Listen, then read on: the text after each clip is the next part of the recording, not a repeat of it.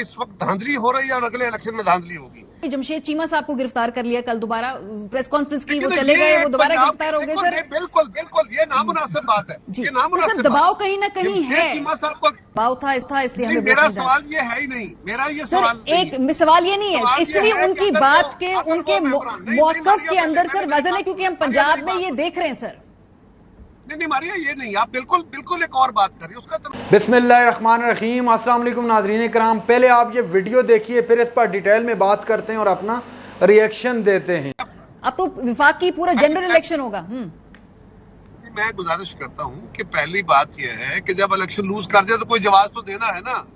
अब इतनी सारी क़यादत भी गई, मिनिस्टर्स भी गए, जानिब भी हुई, सपोर्ट भी ली गई, अब कोई जवाब बना ठीक है, अपने कारकुन को मुतमईन करना, ये सियासी सवाल चलते रहते हैं। सर लेकिन आगे जनरल इलेक्शन के मेरी अर्ज सुन ले, का ट्रेलर है ना सर, ये फिर पहले सवाल का जवाब दे लो जरा, पहले सवाल का जवाब दे लो।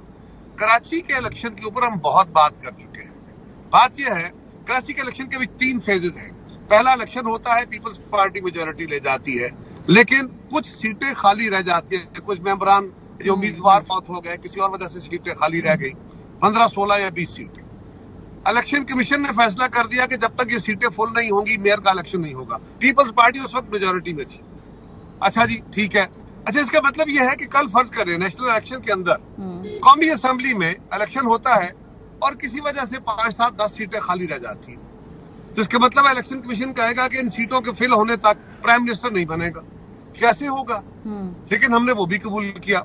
अब इलेक्शन का दूसरा फेज आ गया, उसमें भी फेज गुजर जाने के बाद पीपल्स पार्टी लार्जेस्ट पार्टी है। अब वो इल्जाम हम पे क्या है कि जी जो पीटीआई के बंदे थे उन्होंने जमात इस्लामी को वोट क्यों नहीं दिया, हालांकि वो कह रहे हैं उनमें से 30 बंदों ने कहा कि हमने वोट नहीं देने। इल्जाम क्या था, जरा गौर कीजिए सिर्फ इल्जाम पे। ये नईम साहब इल्जाम लगा रहे थे, हाफिज नईम साहब, कि जी जो बंदे वोट डालने नहीं आए या तो उनको उठा लिया गया है, ठीक है, ताकत का इस्तेमाल हुआ है, रियासती ताकत का, और अगर वो अपनी मर्जी से गए तो उन्होंने पैसे लिए। इसका मतलब अगर वो उनके साथ जाते तो ठीक। कारी साहब इसका कॉन्टेक्स्ट है सर, पंजाब के अंदर तहरीक इंसाफ को जिस तरह से प्रेस कॉन्फ्रेंसेस के जरिए डिसमेंटल किया जा रहा है, उसी की झलक वो कराची के अंदर बात कर रहे हैं कि हम पे दबाव था इसलिए हमें। मेरा सवाल ये है ही नहीं, मेरा ये सवाल एक सवाल ये नहीं है, इसलिए उनकी बात के उनके मौक़िफ़ के अंदर सर वजन है, क्योंकि हम पंजाब में ये देख रहे हैं सर। नहीं मारिए, ये नहीं, आप बिल्कुल एक और बात करिए, उसका तनाजुर ही कोई और। आप ये बताएं कि एक जमात के लोगों ने वोट डालना है, वो जमात इस्लामी को वोट नहीं डालते, इसका मतलब है कि पीपल्स पार्टी ने ज्यादती किया। यानी जमात इस्लामी को वोट डालना क्या फरीजा है? ये फर्ज है सर। अगर वो कहे कि हम पे दबाव है, जो कि दबाव हम मुल्क की बाकी हिस्सों पे उस जमात पे देख रहे हैं, तो सर कराची की लीडरशिप के दबाव के बात को ना माने। अब देखिए, मेरी गुजारिश सुने, अब मैं आपको चैलेंज कर रहा हूँ, जो मुझे नहीं करना चाहिए असूली तौर पे, लेकिन क्योंकि आपने इतने इसरार से ये सवाल कर लिया है, मैं आपको चैलेंज करके कह रहा हूँ, जिन लोगों पे ये इल्जाम है या जिनके बारे में हम पे इल्जाम है कि उन पे दबाव था, अब तो दबाव खत्म हो गया, अब तो हुकूमत हो गई, जो होना था हो गया।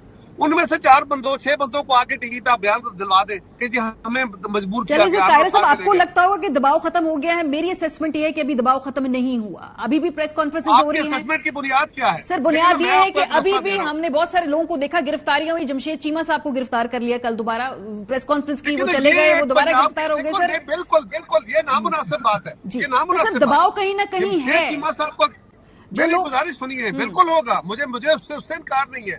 सवाल ये है, बात मैं कराची की कर रहा हूँ, आप मुझे सर मैं जनरली एक जमात की बात कर रही हूँ जिसके अंदर एक तगय्युराती अमल से वो गुजर रही है, दबाव के नतीजे में। सर तनाजुर मिक्स कर रही है, आप तनाजुर मिक्स कर रही है, ये दुरुस्त नहीं है, ठीक है, ये दुरुस्त रास्ता नहीं है। चले ठीक है, मेरा मौक़िफ़ जरा, मेरी मौक़िफ़ सुन ले, इस तरह ठीक नहीं है।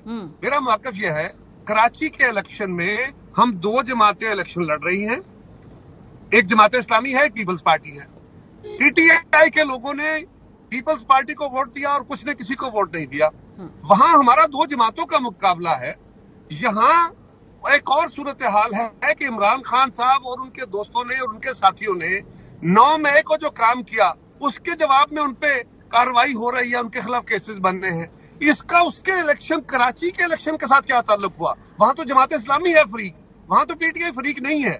पीटीआई वोट लेने वाली नहीं है। चलिए, आप किस तरह इस तनाजुर को चलिए मिला कायरा साहब, आप मेरे तनाजुर को मत एक्सेप्ट करें, थोड़ा सा आगे बढ़ते हैं। सवाल अब ये कि क्या अगले आने वाले जनरल इलेक्शंस का ये ट्रेलर हम देख रहे हैं? वैसे इलेक्शन तो वक्त पे ही होंगे, ये तो अब इसमें तो अब कोई कंफ्यूजन नहीं है ना, कोई इसमें एम्बिग्विटी नहीं है। 13 अगस्त को असेंबलियां टूट रही हैं। पहली बात तो यह है, पहली तो बात यह है कि आइन के अंदर जो दर्ज डेट है उसके मुताबिक इलेक्शन हो रहा है, होना चाहिए। कोई दूसरी राज्य असेंबली मुद्दत अपनी पूरी करेगी, लेकिन आपने जो लफ्ज इस्तेमाल किया ना, ट्रेलर चल रहा है, इसका मतलब है कि आप अपना प्री डिटरमिन्ड माइंड के साथ अपना आर्गूमेंट लेके बैठी हुई है। सर, मेरा आर्गूमेंट ये है कि हम आगे मजीद केओस देख रहेंगे, इंस्टेबिलिटी देखेंगे, इलेक्शन के रिजल्ट को मानेगा। आप अपना जुमला समझे ना, मतलब है इसका मतलब यह है कि इस वक्त धांधली हो रही है और अगले इलेक्शन में धांधली होगी। इसके अलावा कोई तो मुझे समझा दे, क्या ये मुनासिब तज्जिया है? सर, इसका मतलब ये है कि जिस तरीके से हमने देखा कि कराची के मेयर के इलेक्शन के अंदर बहुत ज्यादा कंट्रोवर्सी हुई, एक जमात को बॉयकॉट करना पड़ा, वो इलेक्शन में हिस्सा नहीं लिया। वो क्या हुई? सर, एमक्यूएम ने हिस्सा ही नहीं लिया उस इलेक्शन के अंदर। सर नहीं नहीं नहीं नहीं नहीं नहीं नहीं नहीं, बिल्कुल नहीं। और सर, आपके मुखालिफिन के मेंबरान ने, देखिए मेरे मुखालिफिन नहीं, मैं मारिया को जवाब सर, तो मैं पूछ रही हूँ कैसा इलेक्शन का मैंडेट सर, जहाँ एक जमात ने हिस्सा नहीं लिया, दूसरी दोनों जमातें सर आपके खिलाफ अदालत में गई हुई हैं। उस जमात के कितने मेंबर थे? वो जमात हिस्सा लेती, कितने मेंबर थे उसके? चलिए सर, तो अगले इलेक्शन के अंदर जो मेरा सवाल है, नहीं, इसका मतलब है आप ऑलरेडी एक अजम्पशन बनाए बैठी हैं कि उन्होंने, पीटीआई ने पीपल्स पार्टी के खिलाफ ही वोट डालना है। अब ये अजम्पशन बनाए बैठे हैं ना? नहीं सर, मेरा अजम्पशन ये नहीं है। मेरा अजम्पशन ये कि एक जमात बॉयकॉट करती है, इलेक्शन में हिस्सा नहीं लेती, एक जमात जो है उसके तहफुजात हैं, दूसरी जमात कहती है कि हमारे लोगों पे दबाव है, तो बॉयकॉट करती है, तो मेरा उसका बेनिफिशियरी कौन है? चलिए सर, मुझे छोड़ दें, आप अपने इत्तेहादियों को समझा लें सर, आप राना सनाउल्लाह साहब को समझा लें, आप तलाल चौधरी साहब को समझा लें। चलिए, मेरा तो प्री डिटरमिन्ड को जवाब दूंगा सर, आपके इत्तेहादी कन्विंस नहीं है। चलिए, आप मुझे कन्विंस कोशिश कर लें, आपके इत्तेहादी सर कन्विंस नहीं है। हमारी इस तरह नहीं होता, हमारी इस तरह नहीं। राना सनाउल्लाह जब मेरे सामने बैठेंगे ना, या असेंबली में जवाब दे लूंगा। इस वक्त मुझ पे सवाल आप कर रही है, मैंने आपको जवाब देना, मैंने आपके लफ्जों को देखना कि आप मुझे इस्तेमाल कर रही है, क्योंकि आपके और मेरे अल्फाज ने मेरे हक में या मेरे खिलाफ एक ओपिनियन खड़ा करना है। दुरुस्त या गलत एक बात खड़ी होनी है, मैंने उस ओपिनियन को रोकना है। या सर, इसीलिए आपको इसीलिए हमने दावत दी ताकि मैं सवाल पूछूं, आपने ओपिनियन को कंटेस्ट किया, ये दोनों व्यूज टेलीविजन में चले गए। चूंकि मुझे इस सेगमेंट को समेटना है, लेकिन आपका जुमला मुझे गलत लगा सर। उसका आपने जवाब दे दिया कायरा साहब, आपको मेरा जुमला पसंद नहीं है, आपने उसको जवाब दे दिया। तो आई थिंक वीर इवन, इससे आगे मुझे नहीं मालूम कि हम क्या कर सकते हैं। बहुत प्रोग्राम में अभी ब्रेक पे जाएंगे। नाज़रीन इकराम, आपने वीडियो देखी जिसमें कमर ज़मान कायरा साहब मारिया मेमन साहिबा के प्रोग्राम में तशरीफ़ फरमा थे और सवाल किया जा रहा था इनसे बेसिकली सिंध के हवाले से, चूँकि सिंध के अंदर जो बल्दियाती इंतखाबात हुए, उसके बाद जो है मेयर के लिए जो इंतखाबात हुए और उसमें जो खेल खेला गया, उनके सामने सारे का सारा आईना जब उनको दिखाया कमर ज़मान कायरा साहब को कि वहाँ पर तो नशस्तें जमात इस्लामी के तकरीबन 190 प्लस बनती थी और आपकी 170 प्लस बनती थी, तो आपका मेयर वहाँ पे कैसे बन गया? ज़बरदस्ती वोट दिलवाए गए पाकिस्तान तहरीक इंसाफ के लोगों से पाकिस्तान पीपल्स पार्टी को, या उन लोगों ने खुद ये वोट नहीं किया?